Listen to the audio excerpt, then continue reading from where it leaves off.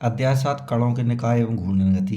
इसका एक IMP question है, कोणीय संवेग एवं जड़त्व आघूर्ण में संबंध। सबसे पहले अपन ने क्या मानना है, अपन ने जी अक्ष बनाई, जो हुई अक्ष एक्स और वाई। ये बनाया अपन ने पिंड। कोई पिंड है जो अक्ष के परितः घूर्णी गति कर रहा है। इसका द्रव्यमान मान लो आप कितना, नाम क्या हो गया इसका एस, ठीक है। द्रव्यमान क्या हो गया इसका एम। कण, पहला कण, दूसरा कण, तीसरा कण, चौथा कण और डैश डैश 5 भी कण हो सकते हैं। पहला कण मान लिया अपन ने m1 द्रव्यमान, दूसरे कण का द्रव्यमान m2, तीसरे का m3, चौथे का m4, पांचवे का डैश डैश और भी हो सकते हैं। इसकी दूरी r1, इसकी दूरी r2, इसकी दूरी r3, इसकी दूरी r4, यहाँ पे और हो सकते हैं। इसका वेग मान लो कितना हो गया v1, इसका वेग v2, इसका वेग v3, इसका वेग v4 और ओमेगा हो गया अपना कोणीय वेग और केंद्र हो गया इसका O। ये चीज़ें अपन को माननी है। अब संरचना क्या लिखनी है, संरचना माना कि चित्र में एस पिंड एक्स वाई अक्ष के परितः घूर्णी गति कर रहा है, जो कि m1, m2, m3 dash dash अनेक कणों से मिलकर बने पिंड का कोणीय वेग ओमेगा है। ये अपन ने कितना हो गया, मान ओमेगा है, ठीक है। सबसे पहले अपन ने m1 पिंड कण का निकालना है कोणीय संवेग, फिर m2 का, फिर m3 का, फिर m4 का। देखो m1 कण का कोणीय संवेग जी अपन ने पढ़ा था L बराबर, अपन पढ़ चुके हैं। अगर आपको शुरू से करना है तो कोणीय संवेग होता है संवेग का आप दूरी से गुणा कर दो तो क्या निकल आता है कोणीय संवेग। m1 का है इसलिए सब में क्या लगा दो आप 1। अब देखो चूंकि P बराबर होता है द्रव्यमान गुणित वेग बराबर संवेग, तो L1 P की जगह कितना आएगा m भी, लेकिन P में 1 लगा है तो m और v में क्या लग जाएगा 1 और ये क्या हो गया अपना r। कितना सबसे बन जाएगा। अब देखो चूंकि एक वेरी मोस्ट आईएमपी क्वेश्चन पढ़ाया था हमने तुम्हें, v बराबर r ओमेगा कोणीय वेग और रेखीय वेग में संबंध। तो अपना क्या आएगा L1 is equal to m1, v की जगह क्या आएगा r और ओमेगा, लेकिन r में तो 1 लगेगा, ओमेगा में 1 नहीं लगेगा क्योंकि ओमेगा सबका एक सा था। और कितना आ गया अपना r1, L1 is equal to m1, r1 और r1 हो गया आपकी r1 स्क्वायर और कितना आ गया ओमेगा। जी हो गया इक्वेशन फर्स्ट। अब इसी प्रकार अपन निकाल सकते हैं, इसी प्रकार L1 का मान ये है तो L2 का मान क्या होगा m2 r2 स्क्वायर और ओमेगा। L3 का कितना होगा m3 r3 स्क्वायर और ओमेगा। L4 का डैश डैश और L5 का भी डैश डैश। मतलब जब एक का निकल गया तो सबका अपन सिर्फ उसी उदाहरण से निकाल देना है, केवल 1 और 2 लगाने हैं। अब कुल कोणीय संवेग, कुल कोणीय संवेग कितना होगा L बराबर L1 L2 L3 अनंत तक। L बराबर L1 का मान कितना है m1 r1 square omega, L2 का m2 r2 स्क्वायर ओमेगा, इसका m3 r3 स्क्वायर ओमेगा और डैश डैश अनंत तक। एल बराबर आपका M1 और R1 स्क्वायर बचा यहाँ पर बचा M2 और R2 स्क्वायर, यहाँ पर बचा M3 R3 square plus dash dash और ओमेगा ले लिया अपन ने क्या कॉमन। एल जी सब जुड़े हैं तो इसको क्या लिख सकते हैं अपन समेसन AMR स्क्वायर, वो कितना आ गया ओमेगा। एल बराबर ये हम जानते हैं कि समेसन MR स्क्वायर बराबर होता है आई, तो इसकी जगह आ जाएगा आई और जी हो गया क्या अपना ओमेगा। जी हो गया कोणीय वेग और रेखीय कोणीय संवेग और जड़त्वाघूर्ण में संबंध। जी विकल्प आता है, जी हो गया अपना क्या कोणीय संवेग बराबर होता है जड़त्वाघूर्ण, जो होता है क्या कोणीय वेग, मतलब कोणीय संवेग जड़त्वाघूर्ण के कोणीय वेग गुना होता है। ये एक परिभाषा होती है जो विकल्प में आती है। ठीक है, इसके बाद क्वेश्चन है बल आघूर्ण एवं जड़त्वाघूर्ण में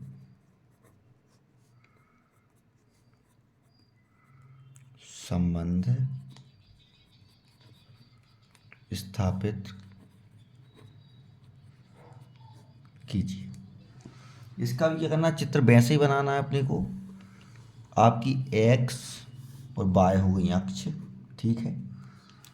ऐसा एक पिंड बन गया, यहाँ पर कण बन गया M1 M2 और M3, जे M1 जे M2 और जे M3, M1 M2 और M3, ठीक है। अब क्या होगा, इसकी त्रिज्या हो गई R1, इसकी R2, इसकी R3, O हो गया केंद्र, S हो गया पिंड। इसका त्वरण हो गया A1, इसका त्वरण A2, इसका त्वरण A3 और यहाँ पर कोणीय त्वरण हो जाएगा कितना अल्फा। अब संरचना क्या लिखनी है अपने को, संरचना माना कि चित्र में एस पिंड XY अक्ष की परितः घूर्णी गति कर रहा है, जिसका कोणीय त्वरण अल्फा है, ठीक है। अब उनको पहले कण पे बल आघूर्ण निकालना है, दूसरे कण पे बल आघूर्ण और तीसरे कण पे बल आघूर्ण। M1 द्रव्यमान वाले कण पर बल आघूर्ण, देखो बल आघूर्ण होता है टाउ बराबर, हमने पढ़ाया था आपको F मतलब बल और दूरी, तो F तो हो गया बल, दूरी कितनी हो गई R, पहला इसलिए तीनों में क्या लगा दो आप बल लगा दो। चूंकि हमने पढ़ाया था आपको F बराबर होता है m ए गति का द्वितीय समीकरण, तो टाउ बराबर F की जगह कितना आएगा m और a, लेकिन दोनों में क्या लग जाएगा 1, वो कितना आ गया R, ठीक है। अब यहां तक तो अपन पहुंच गए। देखो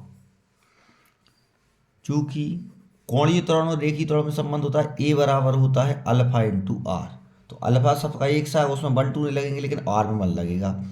टाउ बराबर कितना आ जाएगा M1, A की जगह आएगा अल्फा और R, तो अल्फा में 1 नहीं लगेगा लेकिन R में क्या लग जाएगा 1, और जे R1 पहले से है अपने पास, तो टाउ बराबर क्या हो जाएगा M1 R1 और R1 स्क्वायर, और कितना हो गया अल्फा, ये हो गया अपना समीकरण 1। इसी प्रकार वन का तो निकल गया अपना, इसी प्रकार टाउ 2 का मान कितना आएगा M2 R2 स्क्वायर और अल्फा, ये हो जाएगा अपना 2। टाउ 3 बराबर M3 r3² और अल्फा, ये हो गया समीकरण 3। τ4 बराबर डैश डैश और τ5 बराबर भी क्या हो जाएगा, डैश डैश। अब सबको जोड़ना है। कुल बल आघूर्ण τ बराबर कितना होगा, τ1 τ2 τ3 अनंत तक। τ बराबर τ1 का मान कितना है, m1 r1² और अल्फा। इसका कितना है, m2 r2² और अल्फा, m3 r3² और अल्फा, और प्लस कहाँ तक, अनंत तक। τ बराबर आपका अल्फा आ गया कॉमन, अंदर बचेगा कितना, m1 r1², m2 r2², m3 r3² और प्लस कहाँ तक, अनंत तक। τ बराबर अल्फा, इसको लिख सकते हैं अपन समेसन m r², और जे अपन जानते हैं समेसन m r² बराबर क्या होता है, i। तो τ बराबर क्या हो जाएगा, अल्फा इंटू क्या हो जाएगा, i। अगर अपन इसकी हिंदी लिखें तो τ क्या होता है, बलाघूर्ण, इक्वल टू अल्फा होता है क्या, कोणीय त्वरण, और i क्या होता है, जड़त्व आघूर्ण। ये विकल्प और खालिस्तान के लिए, ठीक है। अब घूर्णन गतिज ऊर्जा क्ली व्यंजक, इसमें भी देखो चित्र लगभग सब में एक से चित्र हैं, एक्स और वाई। यहाँ पर जो हो गया आपका m1 कण, जो हो गया m2 कण, जो हो गया आपका m3 कण। इसकी दूरी r1, इसकी दूरी r2, इसकी दूरी r3। इसका वेग हो गया v1, इसका v2, इसका v3। s हो गया पिंड, ठीक है, और कोणीय वेग हो गया कितना, ओमेगा। लिखना कितना है संरचना में,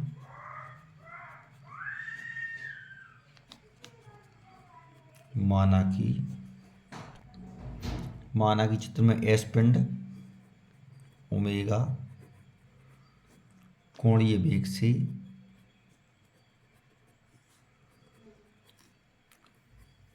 एक्स वाई अक्ष के परितः घूर्णी गति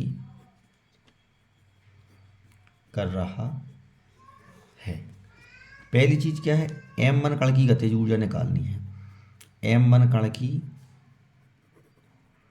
गतिज ऊर्जा, गतिज ऊर्जा का व्यंजक पढ़ा था अपन ने, जो होता है k बराबर 1/2 mv²। पहले की निकालना है, इसलिए सब में क्या लगा दो आप, 1। चूंकि अपन ने पढ़ा था कि v बराबर क्या होता है, r ओमेगा, तो अपना क्या आएगा, k1 बराबर 1/2 m1। v की जगह क्या रखेंगे अपन, r ओमेगा, r में तो 1 लगेगा, v का स्क्वायर, तो इसका भी क्या आएगा, स्क्वायर आएगा। तो k1 बराबर 1/2 m1, r1 का स्क्वायर आएगा और कितना आ जाएगा, ओमेगा। ये हो गया समीकरण 1, ठीक है।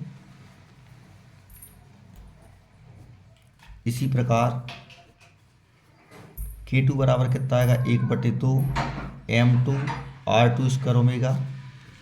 k3 बराबर 1/2 m3 r3² ओमेगा, और k4 बराबर डैश डैश, और k5 बराबर भी डैश डैश, ठीक है। अब सबको जोड़ दिया, कुल गतिज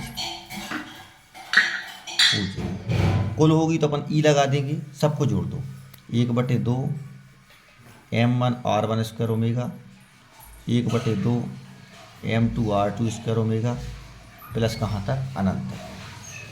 ई 1/2 और ओमेगा आ गए कॉमन, अंदर बचेगा m1 r1² omega, m2 r2² omega, plus कहाँ तक, अनंत तक।